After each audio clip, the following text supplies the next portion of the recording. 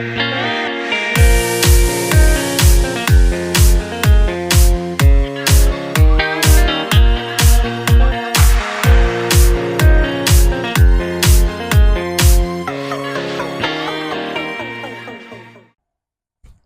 welcome to another episode of the Disabled Reviewer, and today we're going to be reviewing this, which is the Mercedes Vito. Now, before we get started, I would like to ask if you could follow me or subscribe to my channel. It'll help me and help others, both to keep up to date with future reviews, and if you're watching this one. So, now I've got that bit out of the way, that's the boring bit.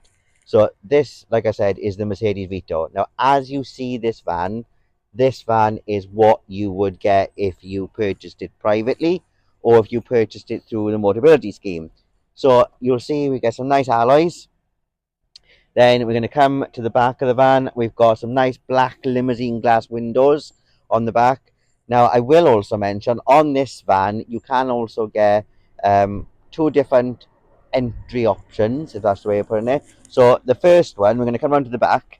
And this is the one that I would go for personally because I think you get more room. So this one has got, like I said, this is the lift at the back. Now this is all controlled. If you was alone and you were, say, like me, confined to the chair, you know, you couldn't get out, and if I want to go out in my car, then I've got to have someone to put my wheelchair in the boot, and it's a nightmare. But with this, I wouldn't have to do anything like that. So I bet you're wondering what this is. So this is everything that controls the lift. Now, you won't see it in this video being used because the battery's gone, because you do actually need to charge these. But just so that you're aware, and just so that you know if you did want to get one of these.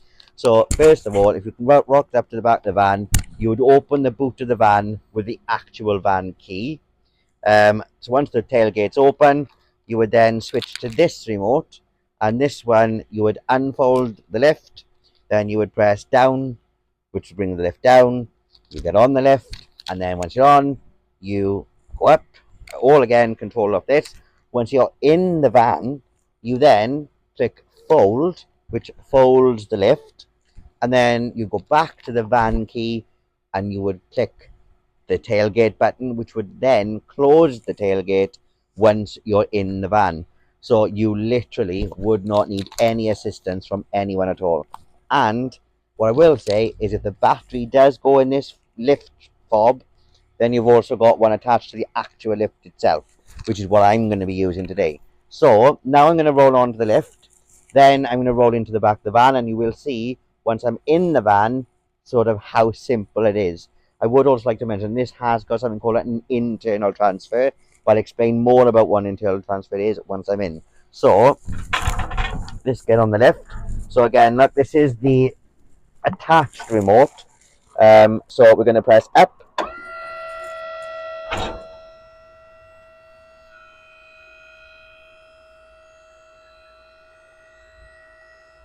And then I bet some of you are thinking, well, are you going to bang your head on the top?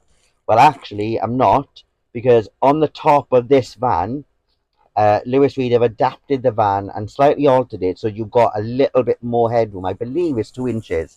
So now we're going to go inside the van.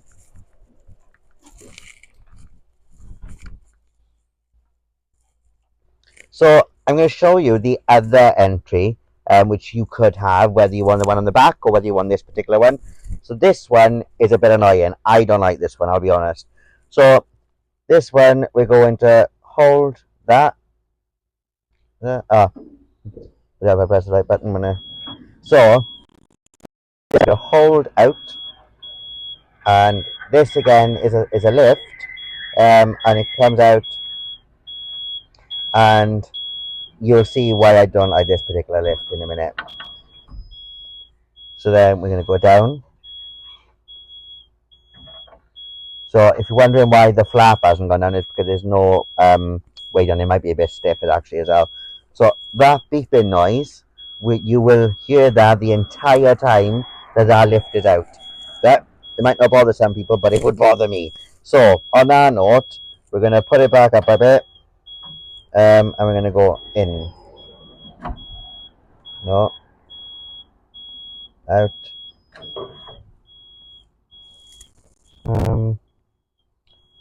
Down a bit. In. No. Out.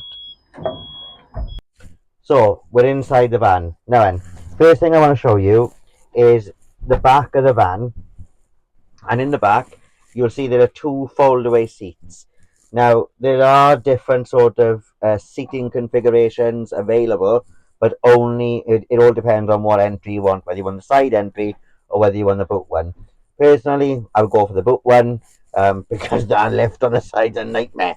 Not for me. Between trying to put it away, as you would have just seen, not good, or the fact that it just constantly beeps. No, no, no, no, no. So like I said, you can have the two fold-away seats, and actually they're pretty comfortable because I've actually sat in them. So as you can see, you've still got loads of headroom in here. It's massive. Now this, like I said, comes with an internal transfer, and yeah, it basically does what it says in the tin. So we're going to come up to this driver's seat. Now this driver's seat, you'll see it's on tracks. Okay. So the reason it's on tracks is because it moves right the way in the back of the van, then it can go right forward for you to drive. But the best bit, which I love this, it's a game changer. So this actually swivels right the way around, and it's perfect. One thing I would suggest personally is if you don't need it that high, you can actually lower the height of the seat, which again I'll show you in a sec once I'm on. Reason being is because the headrest, the only fault I have found with this van, the headrest brushes up against the roof of the van. Wouldn't make a difference really, I don't suppose. But just me being a neat freak, I suppose. So yeah, as I said, we're going to get onto the seat. It's very, very easy to do. I mean, it's, yeah, it is fairly easy, to be honest, and that's why I'm actually considering getting one of these instead of a car. So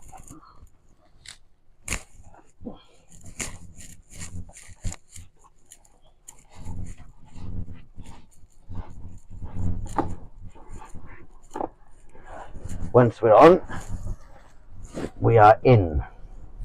So then what you would get if you were traveling alone, for example, so in the floor here, there are little, I call them points, that you get your like attachment that's fitted to the floor, and there would be like a seat belt sort of thing, like a harness to strap your chair in. So if you are alone and you're driving, your chair isn't going to be flying around the back of the van.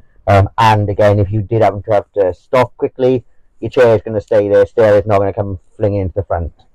So once we're in the seat, as you can see, they're not anything special. They are just normal seats, just on a different base. That's it. So on the side, there are three levers. I keep getting them confused which is which. So the left one, at the right of the back, is to swivel it, and as you can see, it swivels right the way around.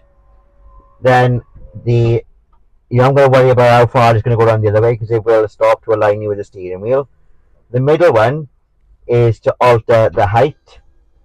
Now that one I leave it quite high to transfer, and then the front one is to move your seat back into the front of the van, and then it will literally enable you to drive the van, and making you completely independent.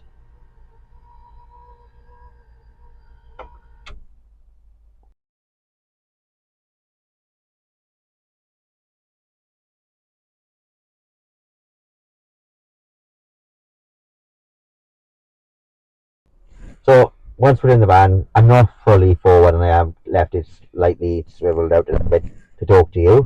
So again, within the front of the van, it's got everything that your standard van would have. We've got cruise control, speed limiter, we've got all your controls on the actual steering wheel itself. This does come with Apple CarPlay, Android Auto. It's got analog climate control. What else have we got? There's not a lot of storage in here, I'll be honest. That is my only thing I would say. Right, you've got your large door bins. Actually, they're very large. I've got like a little storage tray down here, which, yeah, I think there could be a little bit more storage, but again, I suppose with it being a WAV, they have to kind of keep as many spaces free as possible. It does also have, man, I will mention, USB socket, so you can actually charge your phone. It's got two of them. You can charge your phone, or you would plug it in to use the Apple CarPlay. If you don't use Apple CarPlay or Android Auto and you want to use a simple Bluetooth, you can. But if you do that, it doesn't then have built-in sat nav and things. So yeah, you can also stream your music if you wanted to through Bluetooth again without plugging it in. So now we're going to get to my favorite part, which is the driving bit.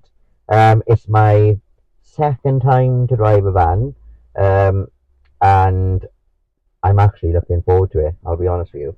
So today we are going to the. We've been to the Brecon Beacons before, but today we're going to a different part of the Brecon Beacons. So it'll be quite interesting to see this go there because it's quite a large van. And some of the lanes are quite small up in the Brecon Beacons, but never mind, we'll get there. So yeah, let's go.